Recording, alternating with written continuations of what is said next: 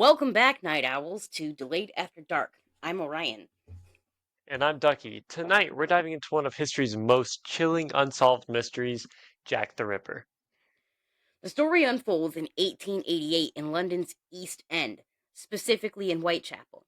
Picture it: overcrowded, grimy streets filled with impoverished families, laborers, and immigrants struggling to survive.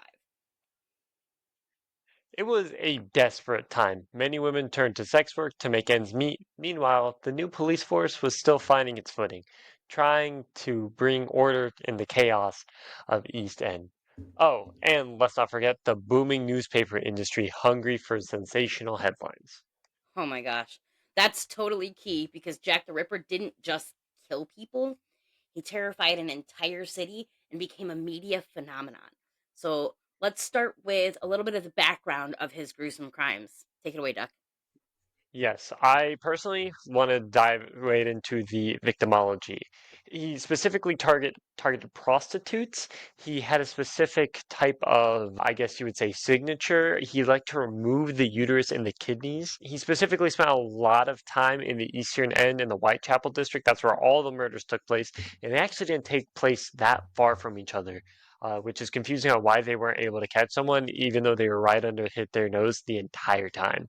He only killed at night, and most of the women he killed were in the mid 30s to early 40s.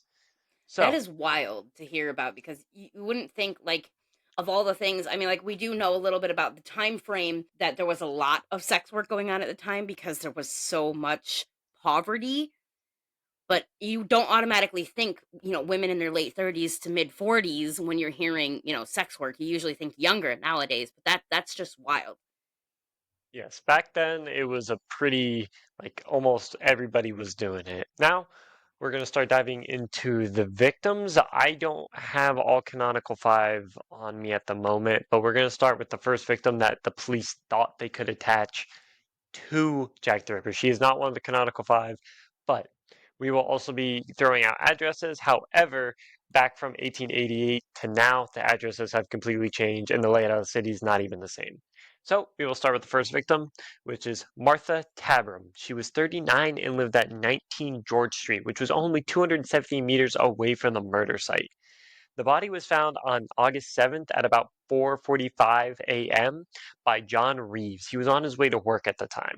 He ended up calling the police, who ended up calling PC Thomas Barrett. He arrived at 4:50, which was only 5 minutes after the body was originally found. And Dr. Killier arrived at 5:30, right? So pushing about 40 minutes from when the body was originally found. She was stabbed 39 times and was dead for about 3 hours. That puts her death at about 2:30. She was most likely killed where she was found, given there wasn't any blood trails. However, none of the people who lived in the apartments around her heard anything unusual. So they didn't hear any screams, any struggling. They just found the body early in the morning. Which kind of doesn't surprise me for that time frame, considering the poverty stricken area that we're talking about. Most people are gonna see something, you're not gonna say something, or hear something, you're not gonna say something because you're gonna be afraid you're gonna be next. Also, at this time, a lot of the police were on patrol routes. So some of these, especially coming up into these next couple of victims, the police were there shortly before anything. So they were either there shortly before the murder took place or they showed up shortly after the murder took place. This killer was very risky with where he did things. It was pretty much in the open. The only real concealment he had was at night. That's absolutely wild. So let's move into the second victim. The second victim, which is the first one of the canonical five, is Mary Ann Nichols. She was 43 and lived at 56 Flower and Dean Street, which was about 800 meters away from where she was last seen at 2:30 a.m. on August 31st. Robert Paul was heading to work when he found a man at the end of Bucks Row. This man was Charles Cross. He said to Paul, "Come and look over here. There's a woman lying on the pavement." End quote. The body was found at 3:40 a.m. and Cross believed the woman was dead, where Paul thought he had noticed a faint breathing. So Cross and Paul thought she was alive. Cross thought she was dead. Both were more worried about being late for work, so they moved on, hoping to notify the police on the way. PC John Neal found the body at 3:45, and she was still bleeding. PC John Fane was sent to go get Dr. Reese Llewellyn, who showed up at 4 a.m., who said she had not been dead for more than half an hour. She was stabbed in all the vital parts, but there was no evidence found, which back then, not very uncommon for no evidence to be found. Let's pause there for just 1 second. Marianne Nichols, who also was nicknamed Polly from everything I've been able to find in research, we're saying that she was found originally at 3:40. She was refound at 3:45, still actively bleeding. Yes. And then when Dr. Llewellyn showed up at 4, he said she's been dead less than half an hour. So she potentially could have been saved.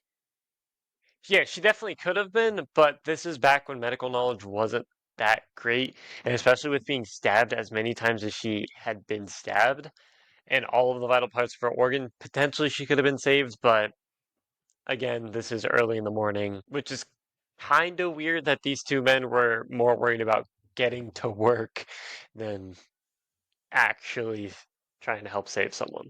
So at this point, one victim who is almost guaranteed to be Jack the Ripper's, and one who's potentially Jack the Ripper's. So let's move into victim 3, who is the second member of the canonical 5. Her name was Annie Eliza Chapman. She was 47 and lived at 35 Dorsey Street. On September 8th, John Richardson stopped by 29th Humphrey Street on his way to work at 4:45. He sat on the back step to trim a piece of leather off of his boot. I'm not sure exactly why he was doing that. Richardson left while closing the front door. About an hour later, John Davis came down the stairs and saw the front door open, but the back door was closed. Davis opened the door to find a dead woman at 5:55 a.m. DI Joseph Chandler arrived at 6:10 and Dr. George Phillips arrived at 6:30. The intestines were removed from the body and placed by her shoulder. There was also a small piece of cloth and 2 combs found next to her lined up. 2 brass rings were forcefully removed and nowhere to be found. Time of this was unknown, however, she was last seen alive at 5:30. Absolutely crazy. Yeah. How in just So 25 minutes time she was seen alive, and then next thing you know, she's disemboweled on this dude's back steps. yes, a big thing with her is that her intestines were removed, and this was the first victim that they found with who kind of started his signature. If I'm not mistaken, this victim had a kidney missing. It was either a kidney or a liver missing. It might have not been this victim, but one of the According to victims my had a kidney. notes, it also is stated that she had her throat slit and several different abdominal organs removed. So you may be right. Yes. Yes. So she was missing an organ. And around this time, this is when the it started getting out to the media. Jack the Ripper started getting his name. He was actually originally called the Whitechapel Killer, but a lot of notes started flooding into the police around this time, basically claiming they were the Jack the Ripper. Um, I'm talking thousands of notes because everyone kind of wants to be famous for dumb shit. But if none of them were real, there is one note that was specifically confirmed to be Jack the Ripper, and that's only because it arrived at the doorstep of the police office with a liver or a kidney um, Ooh. next to it. So, moving on to victim 4, who And was let me stop you right there Elizabeth. for 1 second before Oh, you go into talking about her. It should be known that victim 4 and victim 5 were part of a double event. Both were found on the same day. yes, they were both found on the same day, and they actually weren't that far from each other. So, Victim 4, Elizabeth Stride. She was 44 and she lived at 32 Flower and Dean Street. On September 29th, a Saturday meeting at 40 Burner Street was taking place. After the meeting, most went home, and those who stayed proceeded to drink, and a man named Joseph Love walked outside and used the side entrance. Moments later, Maurice Engel had just returned after escorting a woman home. 20 minutes later, Louis Deemschmidt arrived, and as he made it to the alleyway, his horse went to the left. When he looked down to his right, he noticed the victim. He checked on his wife and went back outside at 1 o'clock. The woman's throat was cut and a stream of blood was running down her down her side. It seems that the murder had been interrupted. Dr. Frederick Blackwell and Dr. George Phillips had said that she had been killed minutes before. She had only suffered injuries to the throat. It is believed that when Deemschmidt came through the doorway, he interrupted the murder and forced the killer to quickly dispose of the victim. It was also believed that the killer was trapped by Dean Schmidt for a while, given the fact that there was only one way in and out of the area the body was found. Then, when Dean Schmidt went inside to check on his wife, the killer found their escaped and made their way west towards Mitri Square, where he found and killed his fifth victim. So, basically, there's a lot of names being thrown out here. Morris Engel had just returned because there was this meeting going on. It was at a bar. A lot of people were drinking. He escorted a woman home. Then, whenever he came back inside, is when Louis Dean Schmidt had exited and he took his horse and kind of left. And then when he came back, his horse went to the left because the victim was on the right, and he found the victim. And at that point is when it was believed that the killer was just like Jack the Ripper was just feet from him, and he had kind of trapped him in because it was just an alleyway that only had one way out. Then he went inside. Jack the Ripper left and started going towards Meter Square, which is where the final victim takes place. So, interestingly enough, there was a situation there that had he been more aware of what was going on, like obviously everybody had been drinking at the meeting that we were talking about. So, there was tipsiness going on. But had dude not been a little bit out of his wits or three sheets to the wind, as it may be, he may have noticed and realized what was going on, considering, it's obvious from onlookers, people that came into the situation after the fact, that it was like interrupted. Like, dude was in the middle of committing this crime when other dude Yes. came in with his horse.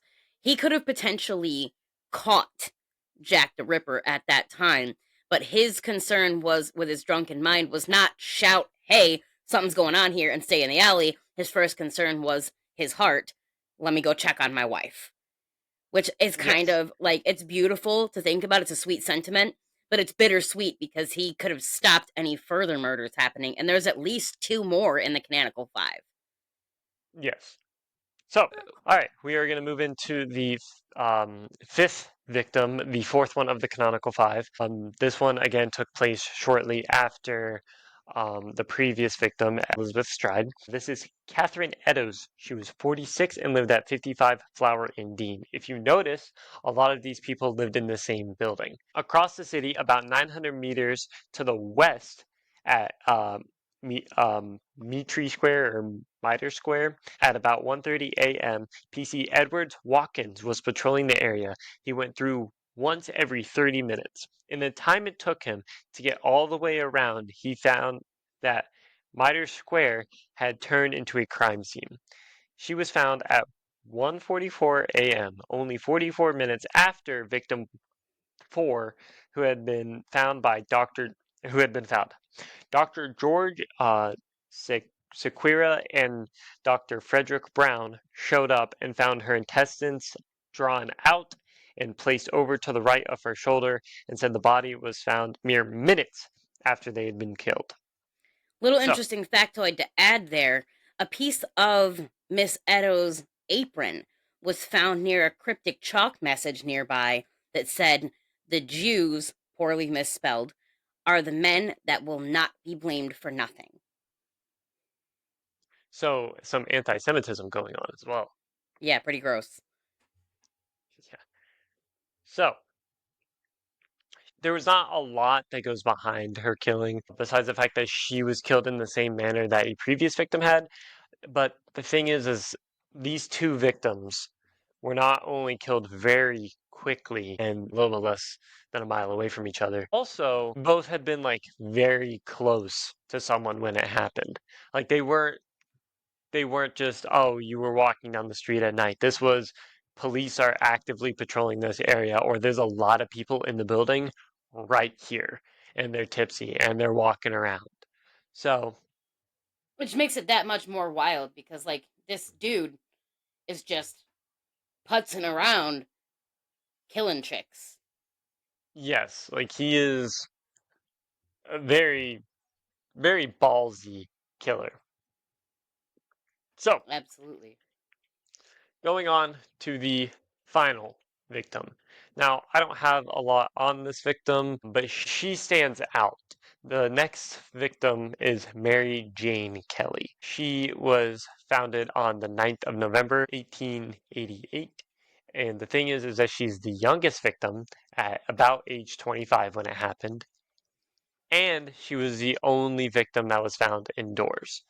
She was married at about the age of 16, and she was just very young, very early. It was moving pretty fast in her life. So, whenever Um, she was founded, she go ahead. Sorry to interrupt you. It's also noted that she was the only one that didn't fit patterns aside from the fact that she was a prostitute at the time. Yes, everything about this victim was kind of different than what he'd done before. She was the youngest victim. She was found indoors. There wasn't really any signs of breaking and entering, but she was found on her bed completely mutilated. She was definitely the most violently killed out of all of the victims. So, besides the first victim, the last five that we discussed are part of the canonical five. The first victim is the first one that is believed to kill. He is suspected of killing upwards of about 10 women, but they only could really link him to five. So, I say with that, we start hopping into the theories. Now, all of the murders, especially the ones that had the organs taken out, was done very professionally, I guess you could say. Like, it wasn't someone who didn't know what they were doing, right? So, the first theory, and honestly, one of my favorite theories, is Jill the Ripper. This is where it was not a man that was doing these because, again, she was never found. And the police wouldn't have been looking for a woman, which would have made sense of why she would be able to fly under the radar, but instead it was a woman who was doing all that, and they believe that she was a midwife who would explain why she had all the anatomical knowledge that she did, and she was able to blend in and escape almost everything because everyone's looking for a man who's going around and killing prostitutes, not a woman. And eyewitnesses described a well-dressed man. However, a midwife would have blood on her clothes pretty frequently, so she'd be able to blend in pretty well. That's something to think about considering the situation. It's entirely possible, especially, in the situation of it being potentially being a midwife, because a midwife would not be very happy about the amount of women that were prostituting themselves and probably came looking for alternate solutions to becoming pregnant during prostitution. Exactly. So that's part of this theory is that she was a midwife who couldn't have kids of her own and was um, very angry that women were just going around and sleeping with men for money when she couldn't get pregnant on her own accord. So she wouldn't be able to have kids, and she's a midwife, so she's helping deliver kids almost all the time. So some begrudging feelings started to muster. Now, the second theory is Joseph Barrett. Joseph Barrett was the roommate of Mary Jane Kelly, who was the sixth victim. Joseph had referred to Mary as his wife when they were only roommates. Joseph was against Kelly's lifestyle and wanted to keep her off the streets. He was even had said she wasn't on the streets when she was with me. It was speculated that Joseph had done the first few killings to scare Kelly off the street, which worked until he lost his job and she returned to her life of prostitution. This enraged him and he killed her. So, that's a pretty interesting theory that he went and killed some prostitutes in order to make sure that she wasn't on the streets anymore. And it worked because she stopped doing it. And then all of a sudden, he loses his job. They need money. She goes back into prostitution. So he goes and kills again. Crime And of it doesn't work because, passion. again, exactly. And then he kills her, which would make sense as to why there was no signs of breaking and entering, and she was killed indoors. And I mean, at that point in time, when you have big crimes like this that are going on, you're going to have a lot of conversations about it going on. So it's not like he could be completely ruled out, considering he could be a copycat killer. And the amount of mutilation that happened to Miss Kelly's body definitely describes crime of passion.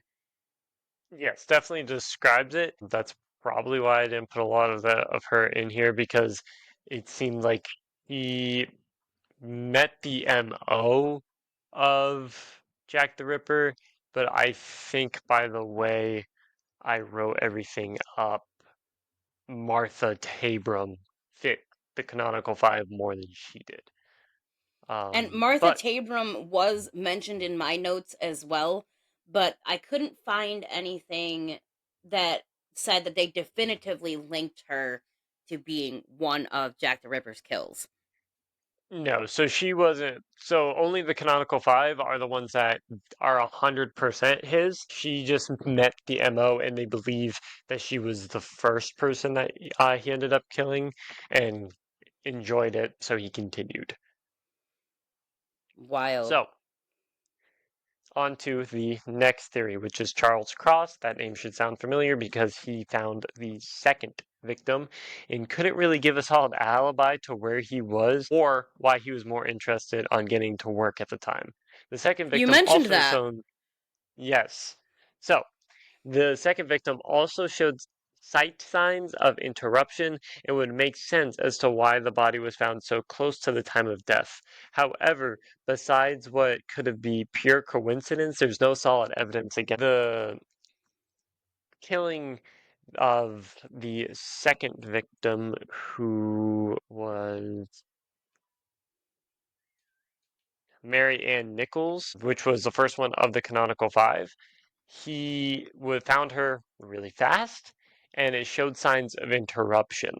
So with that, he found someone and even told someone like, "Hey, you should come over and look at this," as like a, That's I a think little it's bit more on of the like a, creepy side. I feel like yeah, that could lead people to believe, oh, you want this person to come look at this partially mutilated body?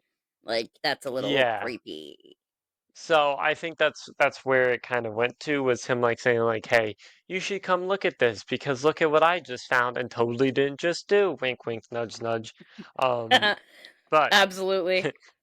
yeah, so and then he's like, and then he would like turn to the other guy and be like, "Hey, we should probably get to work. We'll find a cop on the way," which is, that's honestly it's the most likely theory in my eyes, but it's not my favorite theory, but it is the most likely one in my eyes. So, moving on to the fourth theory that I found, and that is Aaron Kosminski.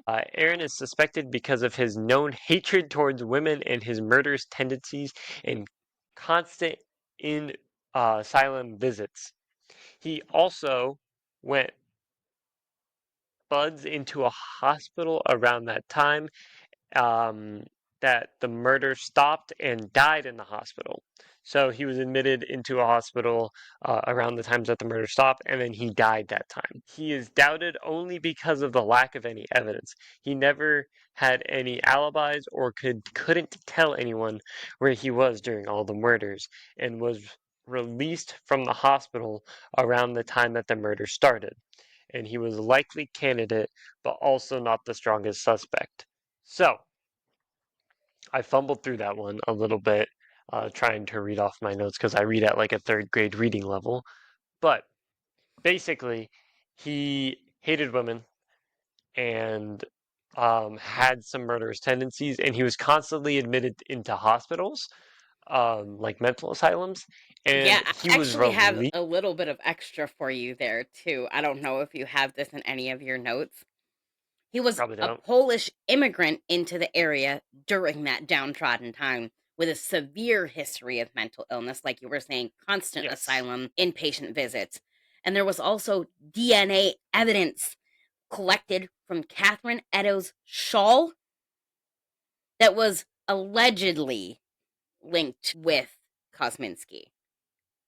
Yeah, allegedly. But that is also a pretty solid theory. I think him and Cross. Now, again, one of the theories I've also seen, which I'll get into a little bit later, is that it wasn't one person doing the murders, but kind of like a small group of people who just hated women, right? So Aaron Kaminsky, he constant hospital visits, constant mental health issues. And then he was released from the hospital around the time the murder started, and then he was admitted back into the hospital and died there. And then the murder stopped. So I pretty actually have a coincidental. couple of other notable suspects for you that were not amongst your notes, but I was able to find a little bit of information. There was Montague Druitt, who was a Yes. barrister in the area, and his death just so happened to coincide with the end of the murders. There's no direct evidence that ties him to the crimes, but he seemed hinky enough for people to be like, maybe it was this guy, especially when the murders stopped at the time of his death. And there was Prince Albert Victor, who was a royal family member that was implicated in a lot of conspiracy theories, who also has no credible evidence to support his involvement. But at that time frame of history, we didn't really have a lot of ways to gather evidence. And these people could be even part of this potential like group that you're saying is theorized, this group of men going about killing prostitutes. Yes. There's also a theory. So police believe that he lived in the area, considering how well he knew the area, or at least that he grew up in the area. However, there is a theory. I can't remember the name of him right now. I forgot to put him in my notes, but he lived across the river from Whitechapel, and whenever he had passed and they had, like were going through his house, they had found a hidden notebook under a floorboard that had basically detailed that he was Jack the Ripper, and that he like it detailed some of the stuff about the killings. But again, besides that, like Would it O.J. possibly have been Simpson, if Walter I did it Sickert? type thing. That's probably who it is. I can't remember off the top of my head, but it was like Well, a if I did it, O.J. Simpson sort of thing. Well, I was seeing in some of the stuff that I was reading that there was a fellow called Walter Sickert who was a local artist that was theorized to be involved based on letters and cryptic artworks that he had created. That might be him. That might be who I'm thinking of. But like I said, plenty of theories and plenty of like fingers pointing in all directions. Will we ever figure it out? Probably not.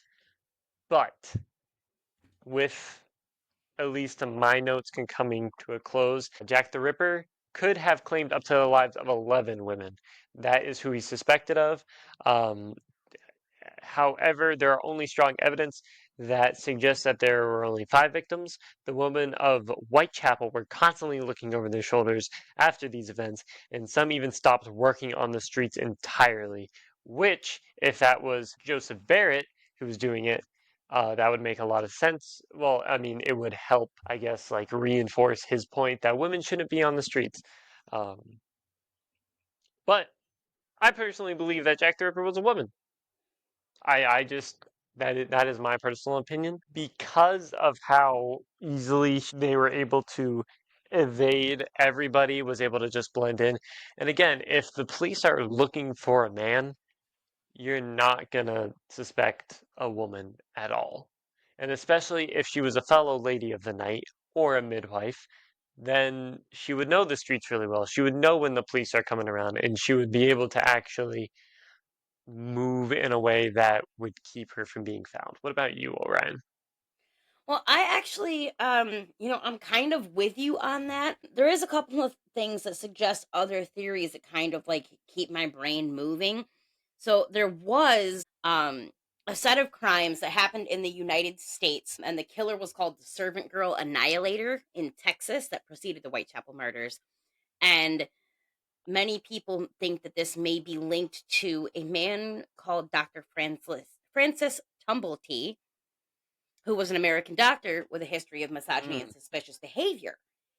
And interestingly enough, some theories are suggesting that the Ripper fled to the US after 1888. And some have even said things about like he quote unquote came to the US and influenced other future killers in the US, like H. Holmes. So I'm on the fence on whether I think it was a man or a woman, because you can see in future crimes, and even one that we'll discuss coming up just after the new year, be on the lookout for that, guys, that many crimes or crime sprees were attached to, influenced by, or inspired by the Ripper murders. And I don't want to yes. call this murderer Jack the Ripper anymore. I just want to call them the Ripper, because we can't be sure whether this was a man or a woman. But so many people thought that this was a man that I feel like that was the reason it influenced so many future crime sprees, was that people were like, future serial killers, future murderers, future, rapists, etc. were like, "Hey, this guy had the right idea. I'm going to go really mess up a bunch of prostitutes, or, ladies of the night, strippers, dancers, escorts, whatever, because this guy did it and he had the right idea. If you go and screw up a bunch of people in that line of work, women are going to stop doing that line of work." But also at the same time, I keep getting the overworking in my brain saying, it makes more sense that it would have been a woman, especially if, like you mentioned, it was a woman who was unable to have children, a barren midwife. And she would be seeing all these women in prostitution, and these women that are getting, potentially getting pregnant by prostitution, and they are ridding themselves of these bastard pregnancies, which was the proper terminology. And she's like, "You can have babies. You continue to get pregnant, and you want me to evacuate babies out of your system. I can't even get pregnant, so I'm going to slash you up." That makes perfect sense. The thing is with this, a lot of murders, especially ones that go unsolved, you can at least somewhat point fingers at whether it was a man or a woman. The thing with this is it happened in such a weird time where the police are just like they're kind of just now coming in and getting like a good stance in Whitechapel, and no one like all these murderers are happening at night, everyone's asleep. The only people who are really out are people who, you know, are either just going to work or like again women of the night, and there's no real evidence to point any good finger like point fingers in any good direction. I think that we will eventually have some sort of resolve. However, the case is pretty well closed because the killer at this point would be what Long dead. 140 something. He's long dead, and that's actually he'd be fucking 170. So obviously, we'll never know for sure. Plenty of people that came out on their deathbed and said, "Hey, I'm Jack the Ripper." If you are interested in Jack the Ripper, like I was whenever I was younger, there are plenty of books out there that you can read. The one that I've read most recently was called Naming Jack the Ripper. That has a lot of good information. He starts the book off kind of weird, going into his life way too much, I think, but he dives into the murders a lot. There's also plenty of YouTubers out there, other podcasters. One person that I really like to look for a lot of information is Let Me Know. He has a pretty good animation, about an hour-long video on Jack the Ripper and these murders, and kind of puts a lot more of a visual aspect on it. So if you liked what we did and want to learn more about Jack the Ripper, those are two avenues that you are able to go down. Absolutely. And I can appreciate that. And I'm sure that most other content creators can appreciate us being sending them over places. Other places you can find more information about Jack the Ripper. There are a couple of recent TikTokers, and you might want to get on that before we end up getting it banned in the United States in January, according to what's been going on the news. There are a few TikTokers that are true crimers that you want to definitely look into to hear about stuff like that. Selena Spooky Boo, totally awesome. Check out her stuff. She's got some stuff about it. And then there's what is that girl's name? She does the makeup when she's talking about her stuff. I cannot think of her name. I don't know. I don't wear makeup. Anyway, there's a lot of that out there. There is several good documentaries on several different streaming services, and if you want more information and you're struggling to find your particular avenue for receiving information, you can always reach out to us in an email. And while I'm mentioning that, I would really like for you guys to reach out to us, share your theories, ask your questions, um, put them in the comments, send them to us in a private email. Our private email is always in the descriptions of all of our videos slash podcast episodes. We read every single thing that you guys send us. We're tiny, we're new, we want to hear from you. And while you're over there sharing your thoughts and theories about Jack the Ripper, we would love to hear you tell us more about what you'd like to hear in the future. We'd love to hear your opinions about the difference of our back and forth recording style, whether you prefer the way that we've been doing the last couple episodes, where one or the other of us takes the lead and the other is kind of just probing, or whether you'd like to hear us go a back and forth like in our earliest episode, like Gilles de Rais when we first piloted. Um, we really, really, really, really want to hear from you. And if you do send us suggestions for our list of future episodes, please, for everything that is holy, give us something that is researchable because we want to make that episode enjoyable for you. Yes. Um, you know, and our next regularly scheduled one is actually going to be a what I believe is a copycat killer of Jack the Ripper. A lot of people disagree with that, but I don't care. It's a hill I will die on. And it's so fun to even theorize about that. I can't wait to dive into the research and write some notes for that. That being said, that episode will not air until after the new year. And listeners, you can think of that as a part two of this episode because that is the reason we are moving on to that particular crime set after the new year. But you can expect a brand new special the day after Christmas that is directly tied into Christmas. And I cannot wait to go over this with you guys because this is one that has burdened my mind for years. Yeah. And I think with that, again, any suggestions, just put them in the comments, or you can email us if you don't want your comment just out there in the open. But for that, that's all for tonight. Thanks for joining us, I'm Orion, and I'm Ducky, and this has been the Lades After Dark.